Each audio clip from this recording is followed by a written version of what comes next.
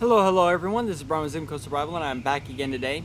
Today I'm going to be doing an update video for you guys. It's a 2-year update video on the Teton Sports Scout 3400. It is a hiking backpack. Now I haven't done an update video on this pack for so long because it was my primary backpack, but I have switched it out with the Mountain Adventure 4000, which is another pack made by Teton. If you guys want to take a look at that pack, I will have both of the video links in the description, both my original review and the update video. I will also have, because this is an update video, this is not a full review, I will have a link to this pack's full review in the description as well. I'm also going to go ahead and put some affiliate links in there for you guys so that you can take a look at on Amazon if it is something you want to purchase. That will take you straight to the product on Amazon. Now, I have some mixed feelings about this bag, so I'll go over them for you here in just a second. But first, don't forget to hit the like button and subscribe. It really helps us out. So go ahead and do that right now, and we'll be right back. And we're back. This is the backpack itself. Now I've just gone ahead and kind of stuffed it for you guys. But because this is an update video, I'm not going to be going over all the specs. I'm not going to be showing you all the features. You can find all of that in my actual review video. Like I said, link will be in the description.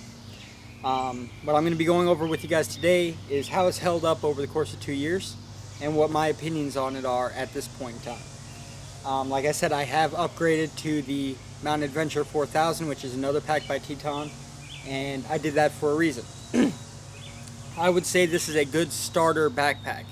This is not something that I would use for series hiking. It's not something that I'd use, you know, if you're going out hiking more than 2 times a year.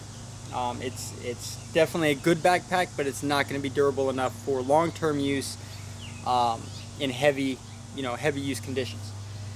There are a couple of things that I found out about this pack over time that you would not know when you first buy it. First, and one of the things that I was concerned about was due to sun exposure, this material on the side, which covers this whole side of the pack, feels like it has become more brittle. It feels like it's starting to suffer UV damage, which means that ultimately the longevity of this pack is in question for me. My Mountain Adventure has not suffered from that, so that's why I went ahead and I'm sticking with that one. Number 2, while mine has not done it, I do have friends who own this pack as well, and theirs did. So I have not used this pack extensively like they have, but that's one of the reasons I say it's not going to be good for serious hiking, serious camping, where you're using it more than a couple of times a year. Or if you're going to be using a lot of weight, like if you're doing a 4-season hike where you're going to be out in the in winter and you need to have cold weather gear, this pack is not going to hold that kind of weight. Your average cold weather backpack, a 4-season backpack, is going to weigh between 40 and 50 pounds.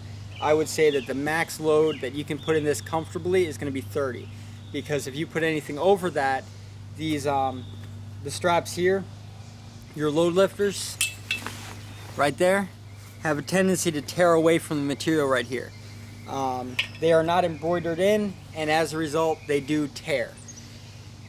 Like I said, I have not used it with enough weight to cause that, but I do have friends that have, and it does do it on a fairly consistent basis. So while mine has not, I have no doubt in my mind that it would if I was to put that kind of weight in it. 40 to 50 pounds is definitely enough weight to cause those little lifters to start tearing out.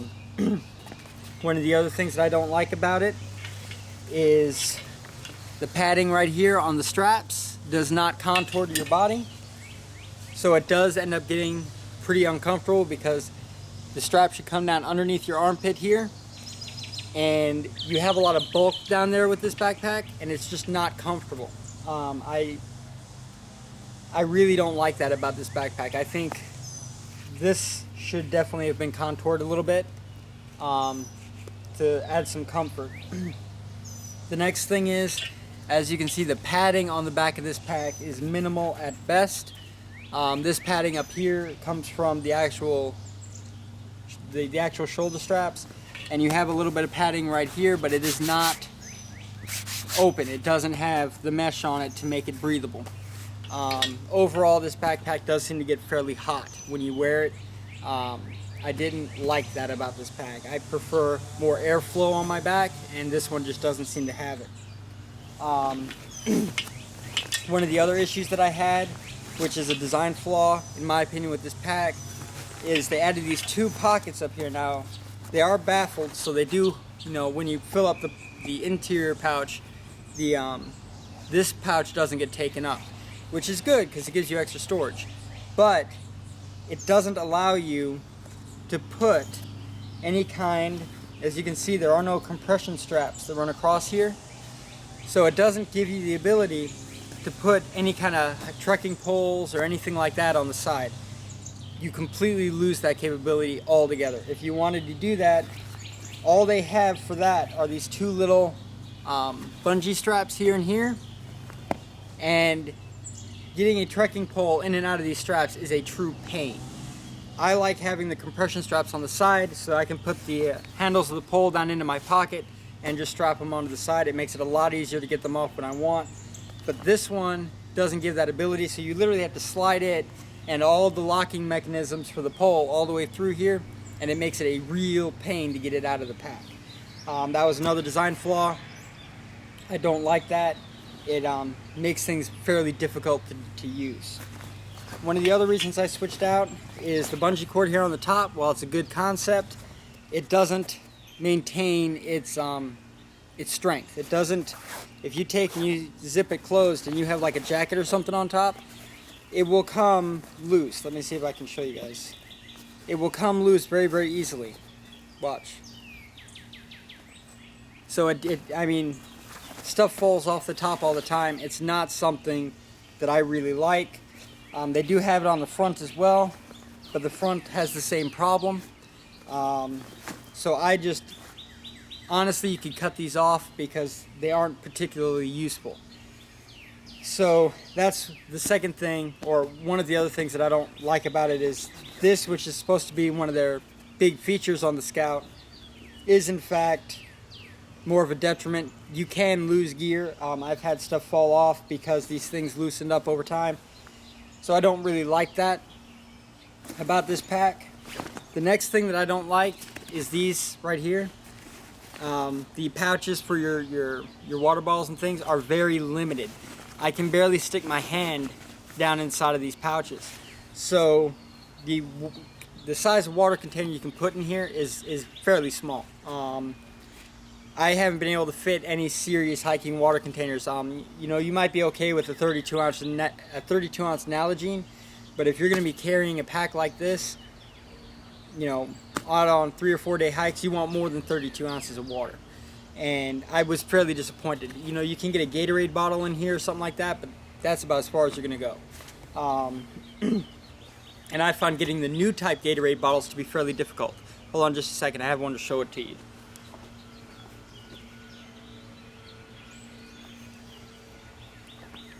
See, these are the new Gatorade bottles. And I've found that getting one of these down in there and then getting it back out while it's on your back, because it seems to catch, is fairly difficult. And as you can see, that's as big as I'm going to fit. It has no more stretch at all. So at this point, that's all I can carry. And this, I believe, is a 32 ounce Gatorade bottle. Oh, it's a 28 ounce. So 32 ounce Nalgene is about as big as you're going to get if you have your own water bottle or one of these Gatorades.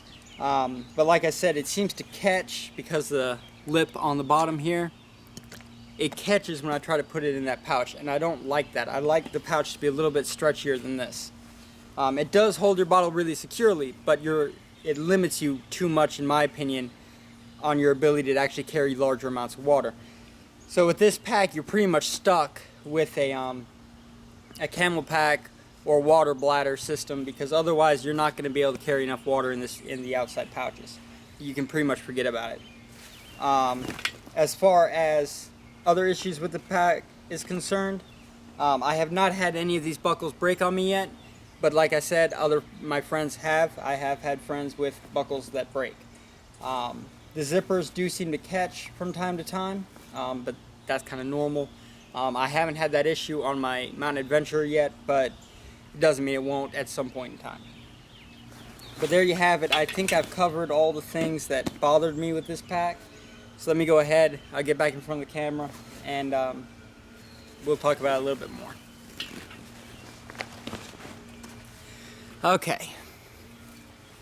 Let me go ahead and move you guys up here a little bit so I can see what's going on. There we are. Okay, so while I do say it is a good backpack, I say it is a good starter backpack. Its price range is good. You know, you're looking at, I can't remember how much I paid for it. I think it was about $40. So for what it is, it's a good, well, no, 60. I think I paid 60. So for what it is, it's a good starter backpack. It's not going to be something that you're going to use long term. It's not going to be something that you can, you know, use as a primary pack if you're really big into hiking. I would definitely pick the Mountain Adventure over this one for more rugged use, where you're going to be using it a lot more often. But if you're only doing a hike every, you know, once a year, once every, you know, a couple times a year, this pack will certainly suit your needs. It's not going to be that much of a detractor, and you can save yourself a bit of money. But keep in mind, there are some features of this pack that do end up becoming a problem. The trekking pole holders, the pouches on the side for water bottles being as small as they are, the bungee cord holders on the outside of the pack not holding equipment the way they should, stuff like that.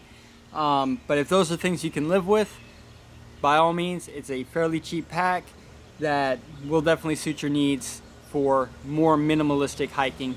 But for me, it's not what I was looking for. But there you go. That's my honest opinion on it. Sorry, Teton, but with this particular pack, I would definitely call it the lower end of your pack range. It's definitely not where it should be on the list, in my opinion. But thank you guys for watching. I would rate this backpack as a 3 out of 5. It is definitely an okay backpack, but there are some things that are a problem, so I would say 3 out of 5. But thank you guys for watching. As always, if you like this video, hit the like button and subscribe. Don't forget to do that, and I will see you guys next time. Thank you. Bye-bye.